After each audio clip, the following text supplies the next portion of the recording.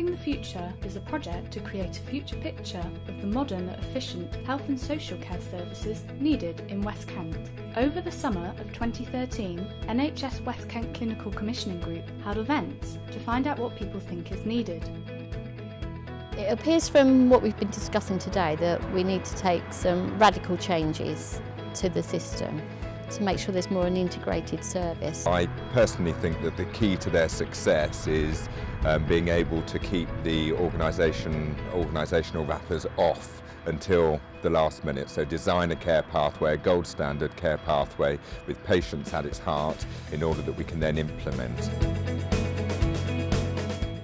At each event, local doctors, health and care professionals, voluntary organisations and patient representatives discussed how services work currently and how things could be improved.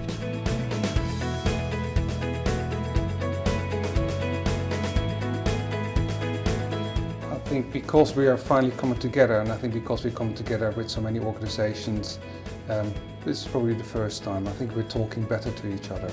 Looking at all of the kind of service development maps that people have produced, there was a lot of consistency. That fills me with hope, really, that we're actually already going in the right direction, and there's some consensus around what needs to be done.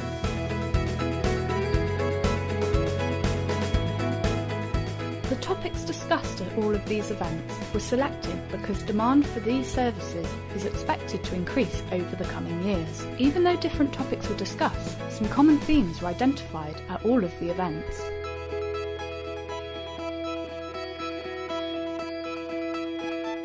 Information gathered from the themed events was pulled together into a Mapping the Future blueprint or plan, setting out how health and social care services could potentially be delivered going forward in West Kent.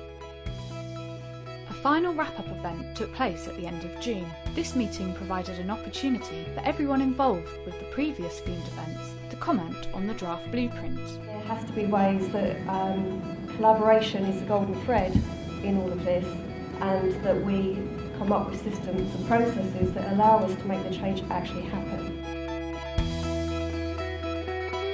So we've been part of this project from the start, and we see this as a very natural part of the work that the Health and Wellbeing Board is doing, which is all of us working together much better than we have in the past. It's brought together a number of organisations and the public to talk about what we need to do differently for the future. I think it's absolutely great. It's absolutely what should be happening, and really looking at the future and having some long-term goals as well as dealing with some of the short-term issues. I'm impressed by the approach that's been taken.